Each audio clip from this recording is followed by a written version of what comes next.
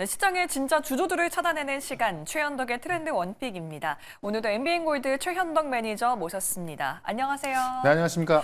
네, 매니저님, 요즘 시장 분위기가 참 심상치 않습니다. 정부가 코스닥 살리기에 팔을 걷어붙였잖아요. 네. 이제 부실기업은 쳐내고 기관과 외국인 투자를 유도하기 위해서 정말 많은 돈을 쏟아붓고 있는 상황인 것 같은데 코스닥 시대가 열리게 되면 가장 먼저 수혜를 받을 섹터가 어디인지 오늘의 트렌디한 섹터 열어보도록 하겠습니다. 네. 오늘의 섹터는요, 바이오 가지고 오셨습니다. 사실 코스닥의 비중이 한 30% 이상이 바이오잖아요. 네.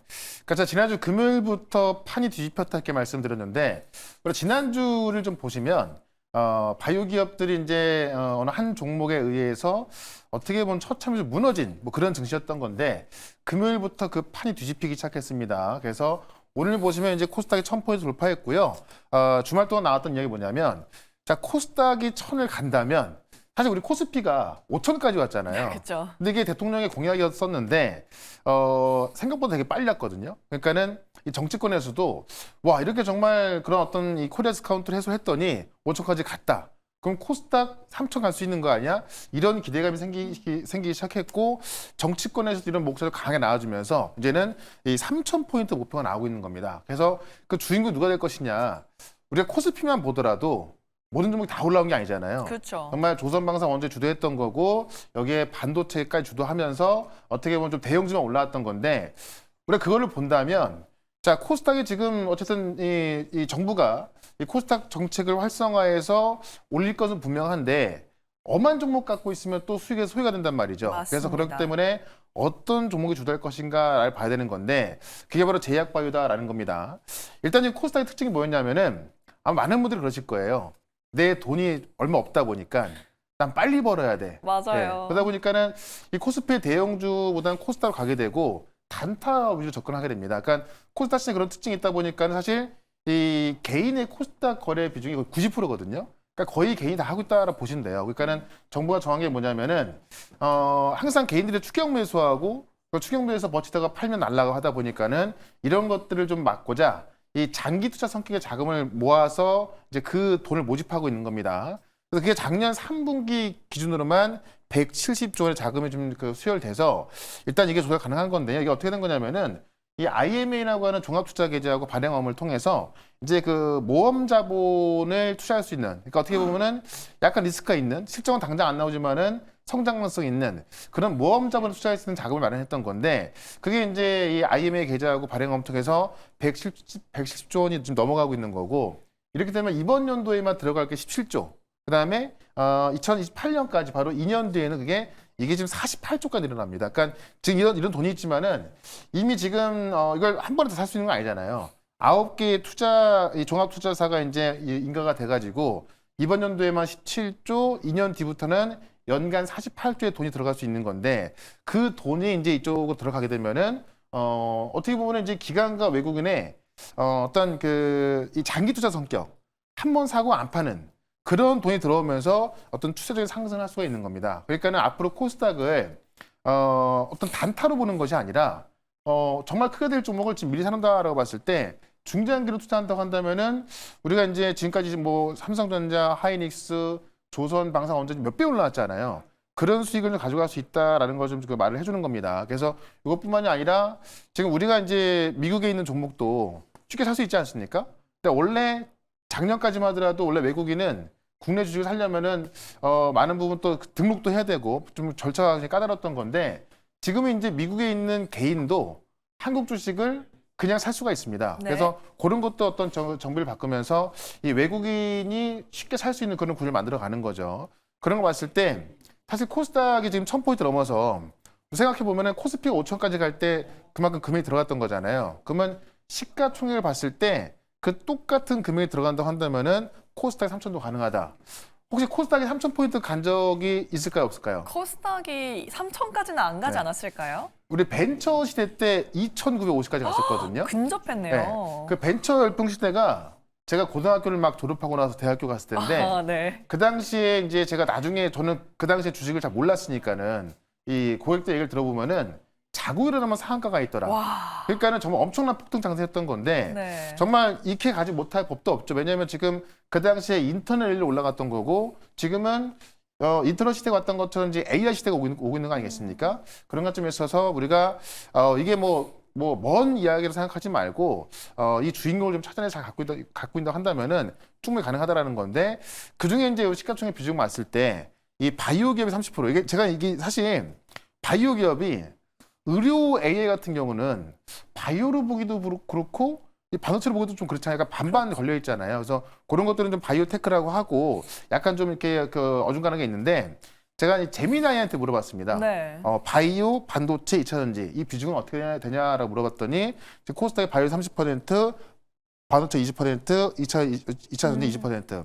그러니까 종목으로 본다면 바이오 같은 경우는 종목 개수가 18%밖에 안 되는데 비중은 시가총액 비중 30%다라고 본다면은 큰 종목이 많다는 이야기고 네. 2차 전지 마찬가지거든요. 그러니까는 비중이 이렇다 하더라도 아마 시가총액 올라가려고 한다면은 바이오와 2차 전지가 더 많이 올라갈 수 있다는 거죠. 네. 그래서 오늘 같은 경우도 시장의 특징을 보게 되면 시가총액 상위 종목군에 있는 종목들을 그냥 이유 없이 막 사고 있다라고 좀 보시면 될 것 같아요. 그러니까 뭐 에이벨 바이오 또 로봇 쪽에서는 레인보 이런 기업들이 이미 많이 올라왔음에도 불구하고 실적도 안 나오는데 막 급등하고 있는 거거든요. 그래서 사실 이런 어떤 수급적인 장세가 오면은 실적과 상관없이 올라가는 종목도 꽤나 많아요. 네. 그러니까 시가총액이 크다는 이유만으로 이 어떤 그 패시브 자금에 이제 유입이 되면서 올라가는 경우가 많이 있거든요. 네, 그런 관점에 있어서 물론 이 제약바이오 이외에도 반도체, 2차 전지, 그다음에 뭐 IT 뭐 소프트웨어라든가 뭐 화장품 또 뭐 식품 뭐 이런 쪽도 많이 있겠고 그다음에 이제 엔터 쪽도 많이 있잖아요. 근데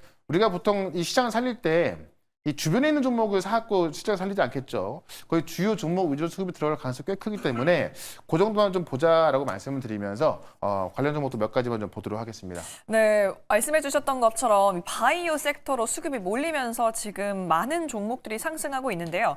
이 종목들 오늘 지금 다 올라가고 있는데 이 중에서도 좀 눈여겨봐야 할 종목이 어떤 게 있을까요? 그러니까 사실 제일 많이 올라가고 있는 게 에이벨 바이오, 네. 비만 치료에서는 D&D 파마텍, 올릭스, 또 이 경구형은 삼천당 제약이고요.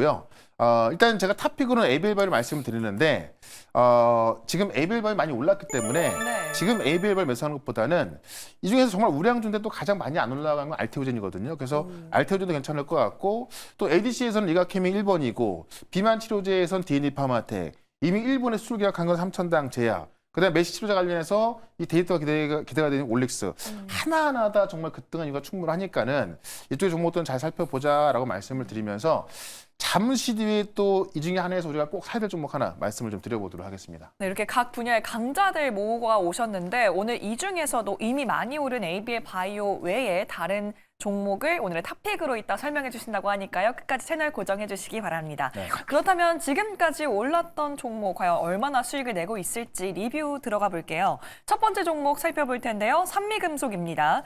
오늘 25%가 올랐어요. 네. 지난주에 그때 말씀하셨을 때 들어갔으면 참 좋았겠다는 생각이 드는데요. 어떤 또 호재가 있었죠? 그래서 지난주 금요일에 말씀을 드렸는데 사실 두산 에너빌리티에도 터빈 블레이드도 이제 단독 공급하고, 그러니까 우리나라에서 이 초대형 단조를 유일하게 공급할 수 있는 기업이다.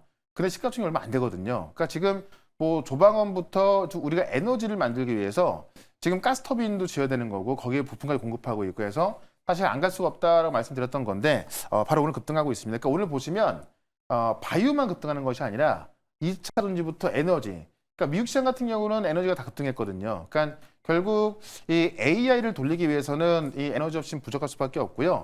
많은 빅테크 수장들이 가장 걱정하는 게 GPU, 메모리 이런 걱정이 아니라 이 정말 에너지를 걱정하고 있기 때문에 그런 관점에 있어서 이 에너지 기업에 주목해야겠다라고 말씀드리면서 자, 목표가 좀 높이 말씀드렸잖아요. 네. 여전히 보유 관점 말씀을 좀 드려보겠습니다. 네, 산미금속 여전히 보유 관점으로 정리해 보겠습니다. 다음 종목은요, PSK 홀딩스인데요. 저희가 12일에 매수한 이후에 54%의 수익을 냈고 지금 10% 오늘 또 올라가고 있는 장세입니다. 네. 어디까지 보고 계실까요? 그러니까 정말 PSK 홀딩스도 정말 많이 말씀을 드렸고, 자, 지난주에도 이제 조정 구간에 말씀을 좀 드렸던 건데, 삼성이 이제 HBM4를 공급하기로 했다는 뉴스가 나왔습니다. 엔비디아하고 AMD 동시 공급한다는 그 라인 얘기 나왔는데, 그와는 또 별개로 중국의 또 H200 승인이 또 났죠. 그렇게 되면은 HBM3E도 물량이 많아질 수밖에 없고요. 또 삼성이 HBM4를 공급하기로 했기 때문에 관련 장비 수요가 많아질 수밖에 없습니다. HBM4 장비 비중이 가장 많은 곳이 PSK 홀딩스다라고 말씀드렸죠. 신고가 기록하고 있는 건데 보통 코스닥 증시가 이제 신고가 돌파하잖아요. 네. 그러면 이런 신고가를 만드는 기업들이 주도하면서 올라갑니다. 여전히 보유 관점 설명을 좀 드려보도록 하겠습니다. 네, PSK 홀딩스도 많은 수익 냈지만 여전히 보유 관점으로 설명해 주셨습니다. 다음 종목은요, 바로 삼천당 제약이네요. 오늘 제약바이오 참 잘 올라가는데 이 종목도 빠르게 올라가고 있죠. 지금 오늘 한 10% 넘게 올라가고 있는 것 같은데요. 이제 좀 익절해도 되지 않을까요? 그러니까 경구용 비만 치료제를 제네릭으로 이제 일본에 계약을 한 회사입니다. 그러니까 어떻게 보면은 다른 기업들은 이 바이오 의약품을 하다 보니까는 임상에 시간이 걸리지만은 이 제네릭 쪽으로 가게 되면 이제 그 절차가 이제 바이오 비해서 좀 간단하거든요. 하다 보니까 일본과 판매 계약이 되는 상황에서 어떻게 보면은 경구용 비만 치료제 관련해서는 가장 먼저 수익을 가져갈 수 있는 그런 회사가 되겠죠. 그러니까 이 기업이 제가 그때 말씀드렸지만은 급등 시작하면서 이제 오늘 같은 경우도 이 비만 치료제 그 종목도 다 급등하고 있고 사실 지금 이 바이오 중에서 원래는 이 면역 항암제가 가장 컸었거든요. 네. 근데 이제는 비만 치료제가 훨씬 커지고 있고 경구용으로 바뀌면서 그 매출이 거의 배에 달할 정도로 정말 커지고 있습니다. 네. 정말 이번 연도에 비만 치료제 놓치면 안 될 기업도 꽤 많이 있거든요. 그래서 삼천당 제약 말고도 자 밴드에도 적어놨고요. 네. 오늘 무료 방송에서도 놓치면 안 될 정보도 말씀드릴 거니까 삼천당 제약 외에 이 비만 치료제 기업들 꼭 주목을 해야겠다. 이렇게 한번 정리해 보겠습니다. 네, 삼천당 제약 관련한 여러 비만 치료제 올해 놓치지 말아야 된다라고 정리해 주시면서 밴드까지 참고해 주시기 바랍니다. 마지막 종목 리뷰해 볼게요. 류일 로보틱스인데요. 오늘 상한가 갔죠? 네. 와, 이거 왜 이렇게 갑자기 오르는 거죠? 그러니까 레인보우가 이제 시가총액을 땡겨서 급등하기 시작했고요. 또 많은 로봇 기업들이 아직 실적을 확인한 게 없는데 네. 시가총액 위주로 끌어올리다 보니까는 로봇 기업까지 급등하고 있습니다. 유일 같은 경우는 액추에이터 개발을 완료한 기업이기 때문에 사실 언제든지 공급할 수가 있겠죠. 네, 그런 기대감을 좀 보시면 될 것 같고 일단 목표가를 15만 원까지 높여보고요. 결국 코스닥 장사 계속 급등한다면 사실 실적과는 무관하게 또 급등할 종목도 꽤나 많이 있을 수 있거든요. 그래서 로봇 기업도 주목해야겠다라고 말씀을 드리면서 오늘의 토픽 또 바로 공개를 해보도록 하겠습니다. 네, 좋습니다. 이 흐름 이어서 오늘의 탑픽까지 바로 공개해 볼 텐데요. 오늘의 트렌드 원픽의 탑픽 종목은요, 바로 아이테오젠 가지고 오셨죠? 네. 아이테오젠 주주분들 한동안 좀 마음고생 하셨을 것 같아요. 머커와의 로열티 계약이 2%에 머물렀다라는 소식에 갑자기 급하락했던 적이 있고요. 네. 근데 이게 여전히 주가에 대한 매력도는 좀 상실한 게 아닌데 어떻게 오해를 좀 풀어가야 그렇죠. 되지 않을까 하는 생각이 들어요. 그러니까 알테오젤 제가 5만 원대부터 말씀을 드리면서 한창 올라갈 때 이 최알타라는 별명까지 있었거든요. 네. 그만큼 상당히 좀 많이 올랐었는데 이 오해를 풀려면이라고 제목 쓴 게 뭐냐면 주말 동안 이제 한 기사를 봤더니 어떤 기자분이 이 알테오젠에 대해서 굉장히 비하하면서 쓴 글이 있더라고요. 그래서 그거를 좀 말씀드리고자 했던 거고 또 알테오에 요즘에 그에 대한 반박 기사 그 글까 내놨기 때문에 좀 풀릴 것도 같은데 일단 알테오젠을 보시게 되면은 그 하이브리드 플랫폼이라고 해서 계속 말씀드렸지만은 이 정맥 주사로 놓는 의약품을 이제 주사 한 번으로 끝낼 수 있는 그런 플랫폼을 공급하는 거기 때문에 항암제 기업들하고 이제 기술이 되는 겁니다. 맨 처음 했던 게 인타스고 그다음에 머크라는 정말 이 초대형 이 블록버스터 의약품과 계약한 거고 산도즈, 아스트라제네카, 다이치산교, GSK인데 어떻게 보면 좀 가장 먼저 상업화가 되고 있는 게 머크죠. 근데 지금 머크가 판매하고 있는 이 키투다라는 이 항암제가 연간 40조가 팔리는 의약품입니다. 그러니까 뭐 된다 안 된다가 아니라 작년에도 40조가 팔린 거고요. 지금 많은 글로벌 투자사들이 지금 40조가 팔리고 있고 30년도에는 52조까지 갈 것이다라고 전망하고 있는 거죠. 그런 이 의약품의 IV 제형을 SC로 바꾸는 그런 기술을 제공한 거고 그에 대한 로열티가 2%라고 한 건데 자 40조가 절반만 바뀌어도 20조고요. 네. 20조에 대한 2%면은 4천억입니다. 4천억을 고작 2%라고 말하는 것 자체가 뭐 너무 말이 안 된다 보고 있고 특히나 이제 이 2%라는 게 보통 우리가 이제 바이오 약품들 어떤 그 로열을 받을 때 한 4에서 5% 정도 받고 있기 때문에 그 정도 기대했던 건데 머크의 키트 같은 경우는 블록버스터의 의약품인데 그냥 블록버스터가 아니라 슈퍼메가 블록버스터다. 1조만 넘어가도 블록버스터라고 하거든요. 네. 근데 40조가 넘어가는 거니까는 정말 슈퍼메가 블록버스터입니다. 그러니까 여기에는 사실 4% 5% 받는 게 너무나 좀 욕심일 수 있는 거겠죠. 그래서 처음에만 머크가 2%한 거고 나머지부터 산도즈, 아스트라제네카 다시 등등은 다 정상적으로 4에서 6% 계약했다라는 겁니다. 그러니까는 이거에 대해서 의심을 좀 풀 필요가 있을 것 같고 특히나 지금 인타스 같은 경우는 임상 3상이 진행 중에 있는 거고요. 산도주하고 아스트라제네카, 그러니까 산도주 같은 경우도 지금 이 산도주 개발하는 항암제에 다 이제 그 제형을 받고 있고, 특히 아스트라제네카하고 다이치산교가 공동 개발한 NO2, 이것도 지금 작년에만 8조 5천억이 팔린 유방암 치료제거든요.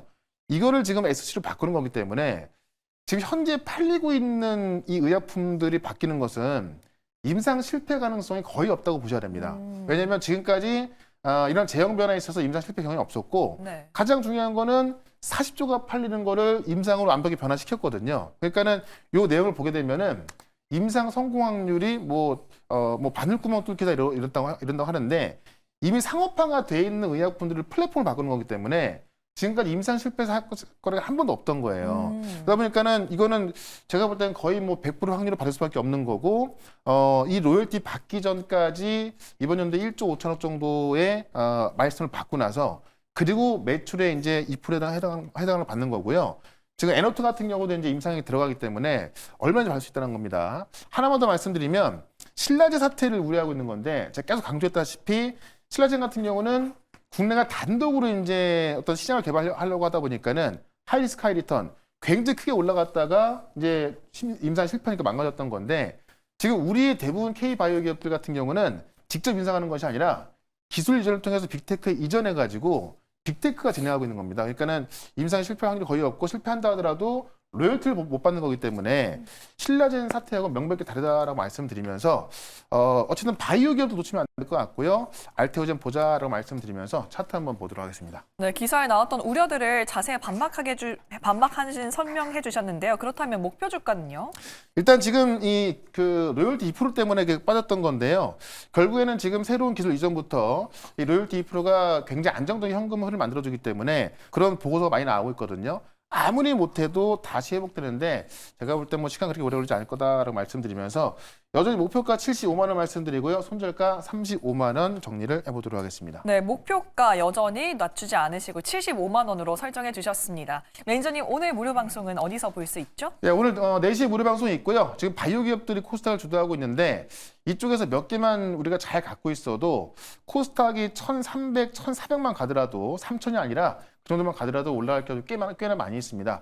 그런 기업들 딱 정리해 드릴 거니까는 4시에 시작하는 무료 방송 유튜브에서 최현덕 검색하시고 유튜브 실시간 방송으로 4시부터 들어오시면 되겠습니다. 네, 오늘 무료 방송에서 더 자세한 종목들에 대한 설명 들으시기 바라고요. 저희는 내일 이 시간 돌아오도록 하겠습니다. 매니저님 고맙습니다. 네, 고맙습니다.